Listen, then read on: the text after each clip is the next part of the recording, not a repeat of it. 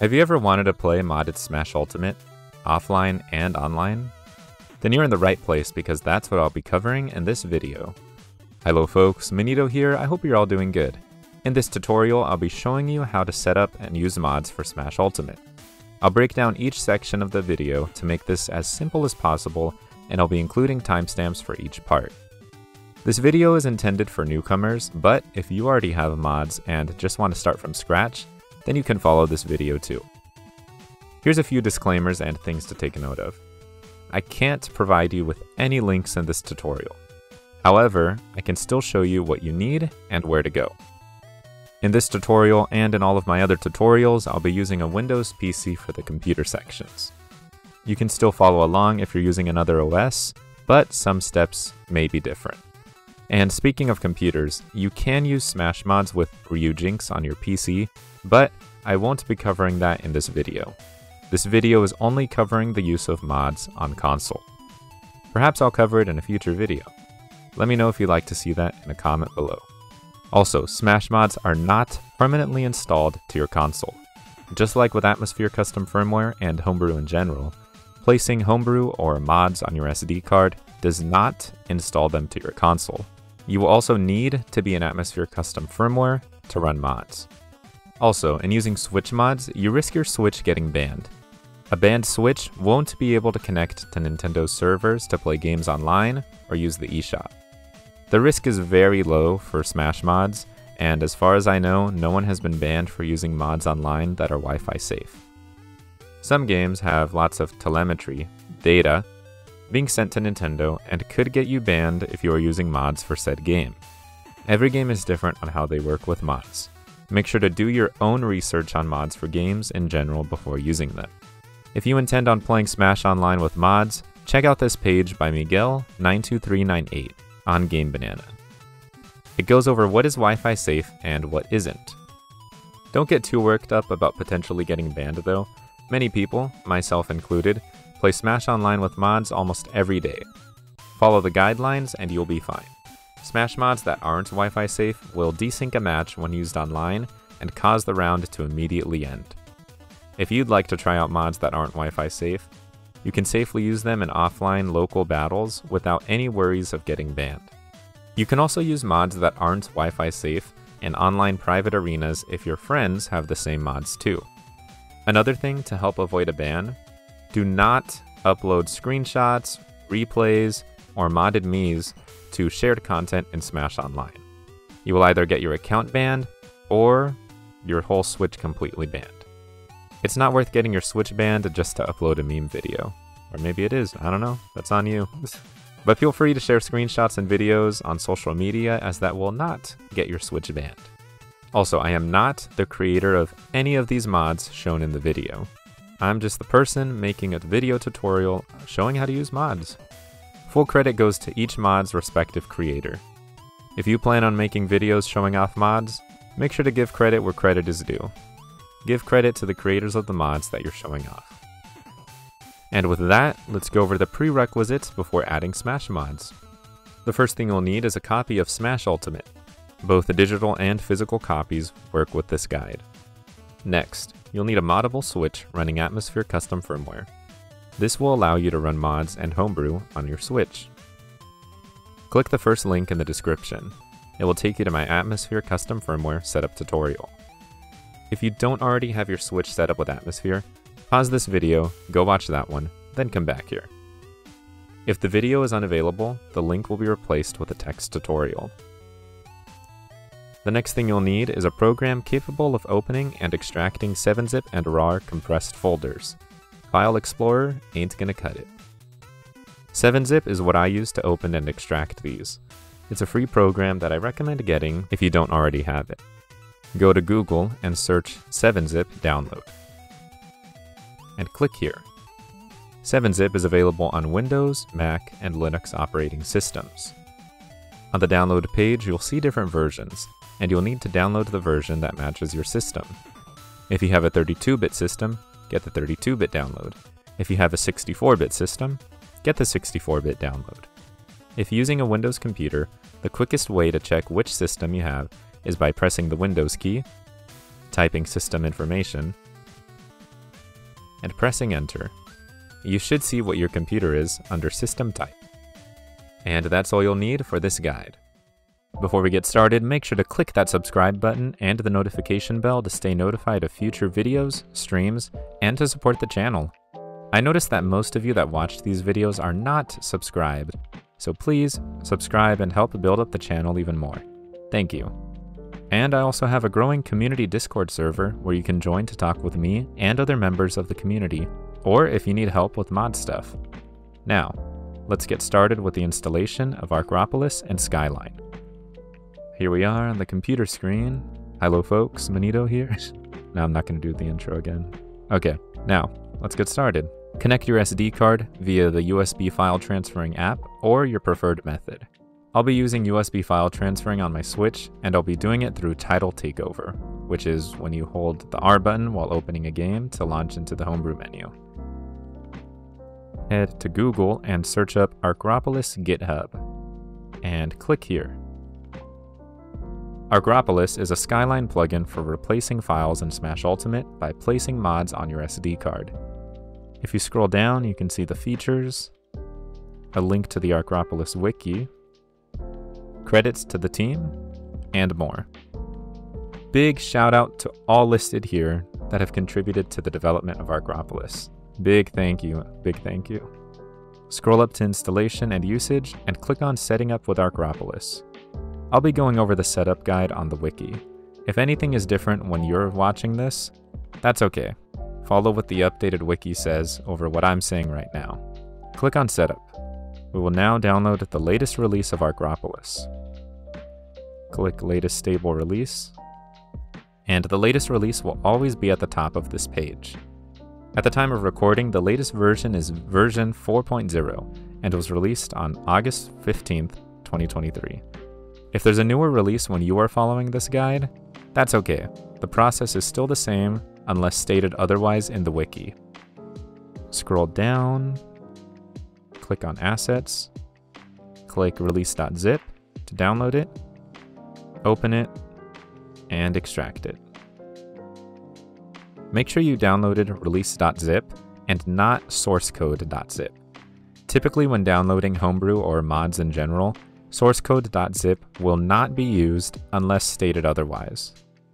Inside the extracted release folder, you will see an Atmosphère folder. Open your Switch SD card and move the Atmosphère folder to the root of your SD card. The root of your SD card is the main directory of the SD card. You can follow what I'm doing here. Also, if you don't have all of the folders that I have on my SD card, that's okay. You're good as long as you have Atmosphère custom firmware setup and are following this guide. And yes, you already have an Atmosphère folder on the root of your SD card. That's okay. Still go ahead and move the folder to the root of your SD card. It should merge the old folder with the new. If it didn't, then merge them on your own. If you're following this guide after setting up an older version of Arcropolis and Skyline, you'll get a pop-up asking if you want to replace old folders or files. Choose yes. If you are not upgrading from an older version, then you won't be asked. And now we are done with installing Arcropolis on the SD card. Now go back a page to return to the Arcropolis setup wiki. We will now set up Skyline. Skyline is an environment for linking, runtime hooking, and code patching in Smash Ultimate. You need both Skyline and Arcropolis together to use most, if not all, Smash mods. Shout out to the Skyline team right here. Big shout out, big thank you. Click Latest Skyline Build, click on Assets, and click Skyline.zip to download it. Open it and extract it. The setup for Skyline is a bit different than what we did with Arcropolis. On your SD card, open the Atmosphère folder, and inside Atmosphère, open the Contents folder. Inside of the Contents folder is where the title ID for games or system menu stuff are placed. If you haven't used any mods or sys modules before following this guide, then you will only have one folder in here with some numbers and letters. That's okay. This is what we're looking for. The Smash title ID, 010068000016E000. If you don't have this folder here, then you did not set up Arcropolis correctly. You can either rewind the video or look through the wiki again to see how to properly set it up. Open the Smash Title ID folder and drag the EXEFS folder from the Skyline download to here.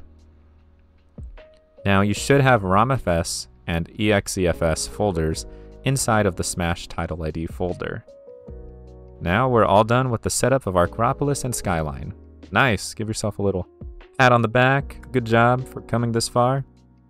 Now we will set up the folders that we will be placing our mods in. Go to the root of your SD card. Create a new folder and name it Ultimate. Like that. Open it and make a new folder called Mods. MODS. Naming and folder structure is very important here when loading mods, so make sure the folder on the root of your SD card is Ultimate, and inside of that there's a folder called Mods. Got it? Good. Open up the Mods folder and set it aside for now. Now here comes the fun part, everybody. Looking for mods. Search up Smash Ultimate Game Banana on Google. And click here. Game Banana hosts mods for countless games. This is the place to look for Smash mods and mods for other games like Mario Kart 8 Deluxe. On the main page, you'll see featured mods, and underneath the featured mods, you'll find the latest mods or threads. Thankfully, everything is sorted pretty nicely here, and you can find specific mod sections to the right of the page. You can see we have mods sectioned off by effects, sorted by characters, UI, sorted by specific UI elements, skins, sorted by character, stages, sorted by stages, and more. For this tutorial, I will use these mods as an example of how to set up mods. So I'm going to list the mods off and the creators. Sorry if I butcher any of these names, but here we go. For UI mods, we have version 99 main menu by PK_, animated Project M plus remix character select screen pack by Maya Mia, and black and blue online arena by Zyrek. Zyrek? Sorry if I pronounced that wrong. For character mods, we have Ocarina of Time Link by Insidious NX, and this mod is amazing. This mod is awesome. And yeah, let's continue. Melee Link voice and sound effects by Bruh, look at this. And Azure Flame Mario Effect by Tiago SSBU. The stage mods will be Hyrulean Battlefield by Lucky Giro, and Light and Dark Results by WTails358. Last but not least, Instant Attack Pack by Vishira. Instant Attack Pack is a really great mod, but it's not Wi-Fi-safe, and the reason I'm including it is because it's a bit different than the usual mod setup. So you don't need to install it. I'm just going to show you how to do this in case you want to use mods that are not Wi-Fi safe for offline use, or for playing with friends in arenas if they also have the same mod. Most mods should be as simple as downloading it, extracting it, and moving it to your mods folder. But that is not the case with all mods, as sometimes there are extra folders included that can cause the mod to not load. Some mods may require some additional setup as well. Make sure to read mod descriptions and any README text files that may be included. You can follow along with the same mods I'm using to get familiar with the process, or with mods of your choosing. There's a few things to take note of before getting mods. As I mentioned earlier, if you intend on playing online with mods, check out this page by Miguel92398. It goes over what is Wi-Fi safe and what isn't. You can also check out mod descriptions to see if it's Wi-Fi safe or not. The only mod in this video that isn't Wi-Fi safe is the Instant Attack Pack mod. Last thing, if you get any mods that say they require Ultimate Mod Manager, that's okay. Those mods will still work with Arcropolis, as it says on the GitHub. Alright, we got quite a few mods to set up. If anything needs extra explaining, I'll make sure to take the time to explain. Ready? Let's begin. Here we are on the Ocarina of Time Link mod page. You'll see some screenshots up here, and the description underneath. I recommend reading through your mod descriptions, as they may include some notes about the mod itself. Scroll down and you'll see the download button. There's also an option for Quasar one-click install. Quasar is a mod manager for Smash Ultimate by Mojo. I won't be covering Quasar in this video. If I do cover it in a future video, I'll leave a link in the description. Click the download button, open it, and extract it. Drag the OOT_link folder to the mods folder. Let's take a look inside of the OOT link folder. Inside, you should see Fighter and UI folders. This is an example of how the file path should be for mods. Here's a picture of data.arc, the dumped Smash files. Inside, you should see Fighter and UI files. The file path of your mods needs to match the path exactly as shown in the photo. Pretend the root folder is the mod folder. Inside of it, you'll see Fighter and the UI folders, just like in the OOT link folder. Does that make sense? What I'm getting at is that each folder you place in the mods folder should mimic the root folder shown here. I'll explain more as we add more mods. The next mod is Melee Link's voice and sound effects. This time there's 2 downloads. Download both Melee Link SQB and Melee Link Sound. Save the downloads, extract them, and open them. Inside each of these, you'll see a sound folder. Since both of these downloads are for the same mod, we can merge them into one folder. I'll drag both sound folders to the OOT link folder. There we go. This lines up with the file path that mods need to follow. If you're mixing mods into one folder, make sure you're doing it correctly or they won't load.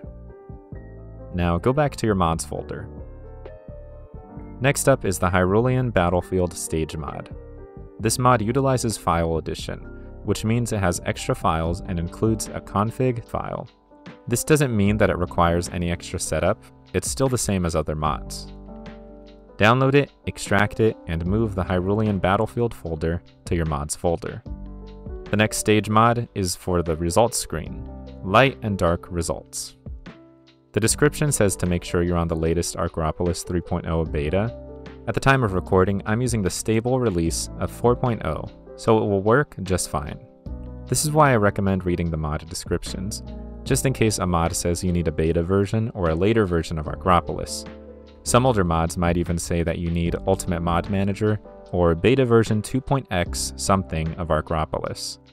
That just means the description hasn't been updated in a while, but they'll still work on the latest Arcropolis unless stated otherwise. Download it, extract it, and move light and dark default to your mods folder. Done. This next mod is an effects mod, Azure Flame for Mario's fire attacks. There's effect mods and packs for most characters in the game. By default, effects are not one slot, which means if you use this effects mod for Mario, it will change the effects for all of his costumes. However, there is a way to make effects one slot. The one slot effects plugin. This is made possible by BlueJay. Big shout out to BlueJay. You can have different effects per costume slot with all working at the same time. I won't be covering the setup of one slot effects in this video, but I'll leave a link to a tutorial in the description. Back to the Mario effect mod. Download, extract it, and move Azure Flame to your mods folder, and you're done. Now we have a menu mod, V99 main menu. Scroll down, download, extract, and open. Move the V99 menu update folder to your mods folder. If we take a look inside, there's a UI folder, just like some of the previous mods. See how the setup should stay the same between mods? If there was an extra folder inside of the menu folder, and then the UI folder inside of that, the mod wouldn't load at all. Next, we have the animated Project M plus Remix CSS pack. Scroll down, download it, extract it, and open it. Here we have 4 options for the kind of CSS we want. Character select screen. Nameless Project M, Project M Remix, Project Plus, and Project M. I'll be going with Project M. Take the folder of your choosing and move it to your mods folder. There we go. Last but not least is the Black and Blue Online Arena. Download it, extract it, adapt, overcome, and drag UI Black and Blue Arena to your mods folder. What we just went over with installing these mods is how the setup of most mods will go. And with that, we are all done with placing mods on our SD card. On your Switch, press plus to close the USB transfer app and open Smash. If you had powered off your Switch to remove the SD card, then be sure to eject it from your computer, put it in your Switch, enter RCM, boot into Atmosphère, and then start up Smash. You'll get a screen saying that new mods have been detected. This pop-up will appear whenever you add new mods to the game. Select Yes to enable them. Also, do take note that loading times will increase a bit due to mods loading. If you don't get that pop-up, verify that you have Arcropolis set up correctly. To verify that you have it set up correctly, on the top right of the Smash Ultimate title screen, you'll see Arcropolis version number if it is running. Here we are with the modded menu, nice. If you select the eShop icon, it will open up the Arcropolis menu. You'll be presented with 3 options: Mod Manager, Workspaces, and Configuration Editor.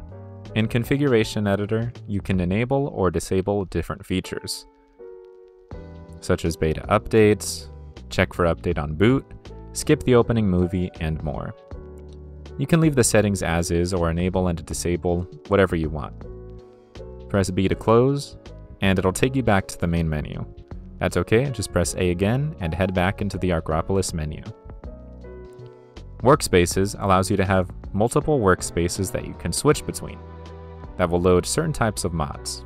For example, you can have a workspace where you only put Wi-Fi-Safe mods in, and one with mods that aren't Wi-Fi-Safe. This is very useful, and if you'd like to learn more about it, I'll leave a tutorial in the description. Press B and open up the Arcropolis menu again. Mod Manager allows you to disable or enable specific mods in your mods folder. This is great if you'd like to disable specific mods or swap between them. Here you should see all of your mod folders that you placed in the mods folder. Some mods will include an image and a description to display on the right of the screen, like Hyrulean Battlefield, for example. If your mods just have a question mark, that's okay. If they have a check mark next to them, that means they're enabled. I'm going to disable the V99 menu. See how the check mark is gone? Press B when you're finished. If you adjusted anything, you'll get a pop-up on your screen saying, "Your preset has successfully been updated. Your changes will take effect on the next boot. Would you like to reboot the game to reload your mods?" I disabled the V99 menu, so I'm going to choose yes, and now the game will close. Select your user and start up the game again. Alright, and as I said, I disabled the V99 menu as an example, and as you can see, it is no longer loaded. So now, you know how to set up mods. There's a few important things I'll be going over before ending off the video. File conflicts, changing character slots for mods, how to disable all mods, and using gameplay changing mods. We'll go over file conflicts first. What happens if I add another Link mod when I already have the Ocarina of Time Link mod, which replaces all of Link's costumes? Files will conflict. We'll use the Twilight Princess Link mod by Salazar as an example. And I just want to say, this is another incredible mod. Big shout out to Salazar. After downloading the mod, adding it to my mods folder, and loading the mod, a pop-up will appear when booting up Smash that says Arcropolis encountered file conflicts, and it will ask if you want to run it again to list them. Choose yes. It will then specify where you can find the file that lists the file conflicts. Close the game and connect to your Switch SD card again. Open the Ultimate folder, Arcropolis, and you should see conflicts.json. Open it with a notepad or another text editing software. It will list all of the files that are conflicting and where you can find them. This will happen when you have 2 or more mods that replace the same files. You have 2 options here. You can either disable or enable the skin mods that you want to use in the Arcropolis mod menu, or you can move skins to another slot. This brings me to the next thing, changing the skin slots that mods go over. Go to your mods folder and open the mod that you want to be put onto another costume slot. I'll be using Ocarina of Time Link as an example. I'll be going into the Fighter folder, Link, Model, and Body folders. Costume slots are labeled from C00 to C07. C00 is the default costume slot. For example, any mod that goes on C00 will replace the default costume of a character. The Game Banana page for the Link mod has references for which alt is which. Green Link is set to go over the default costume. However, in Vanilla Smash Ultimate, Green Link is Link's second costume. I'll explain how to move the costume to the second slot. I only want Link's second costume to be replaced with Ocarina of Time Link. I don't want the skin on any other slots. To do this, I'll delete all of the costume folders except C00. I'll then rename the C00 folder to C01. That changes the Green Link costume from slot 1 to slot 2. It could be a bit confusing since it says C01, but just remember that C00 is technically slot 1, which means C01 is technically slot 2. Some characters will have multiple models in their model folder, and you'll need to rename their C00 folders to match up with the skin slot that you're moving to. Same goes for any mods that include motion folders. Next, we need to change the UI files to match the new costume slot. Go back to the main folder of your mod, in this case, Ocarina of Time Link, open UI, replace, Kara, and you'll see multiple Kara folders. Here is a list of what each one contains. What we need to do is go inside each Kara folder and rename the BNTX files in the same way we renamed the C00 folder a bit ago. Open up Kara_0, and since I only want Ocarina of Time Green Link on slot 2, I'll delete all of the files except for the one with 00. Now, I'll rename Kara_0_link_00 to Kara0 Link 01, only changing the last 00 to 01. I'll repeat the same process with the other BNTX files in the other Kara folders. Make sure to only rename the number at the end, not the Kara number at the beginning of the file. Don't rename the folders either. The last thing for Ocarina of Time Link is the voice mod. I have the Melee Link voice mod, and I only want it to be active on the C01 Link skin. To do this, go to the folder with your voice mod. Open Sound, Bank, and Fighter Voice. Inside you will find NUS3 audio files. Delete all except for VC Link 00. Depending on your voice mod and how many slots you want it on, you may have more files. Rename the C00 file to C01. Now the voice is on C01. Just like with the skin files, renaming C00 will determine which skin has the voice mod. Go back to the bank folder and open the fighter folder. Do the same thing we just did with the other files. All done. Now we're all done with moving the Hero of Time to C01. The Twilight Princess Link mod also includes a second skin with colors closer to his appearance in Smash 4. I'm going to remove the second skin that goes over C07, the Dark Link slot, by deleting C07 folders and files from the mod folder. Both Link mods should now load correctly. Something to take note of with this mod is that due to the way Link's remote bomb is registered in the game, unfortunately you can't have the appearance change per skin. At least you can't at the time of recording this. It could be fixed by the time you watch this, but if you want the normal remote bomb, simply delete the item folder from the TP Link mod. The TP Link mod even comes with custom effects. As I mentioned earlier, you can have the effects only function on this skin by using one-slot effects. Also, changing mod slots requires a few extra steps for certain characters. For example, Cloud. Cloud's odd-numbered skins are his normal look, while his even-numbered skins give him his Advent Children look. Normally, mods that go over his default look can only go over odd-numbered skins. It's the same for his Advent Children look. Mods that go over those skins can only go over his even-numbered slots. The same deal with Bowser Jr. and the Koopalings and some other characters. However, there is a workaround to this. There's a tutorial by GW Yoshi on Game Banana. If you would like a way to see every character's skin, I'll provide a link to the Smash Ultimate alternate costume page on the SSB wiki. I personally use this as a reference when adding mods, since I prefer the colors of the mods I add to line up with the colors of the costume slot I intend on replacing, like how I moved Green Link to slot 2. You don't have to do this, it's a bit of a hassle, it's just how I like to do it. Next, if you want to disable all mods, on the home menu, hold the L button while starting up Smash. This will deactivate all mods for the game and load vanilla Smash Ultimate. Holding the L button while starting up any game will disable mods for said game too. It's not limited to Smash. If you would like to play with mods again, simply restart your game. Last but not least, I will explain how to install Skyline NRO plugins and the Instant Attack Pack mod. Do take note that not every gameplay changing mod will install in the same way as this. Make sure to read the description of mods, especially mod packs or gameplay changing mods. The Instant Attack Pack mod does just what the title says, you attack instantly. Here's a little glimpse. Here, it says what we need to run this mod.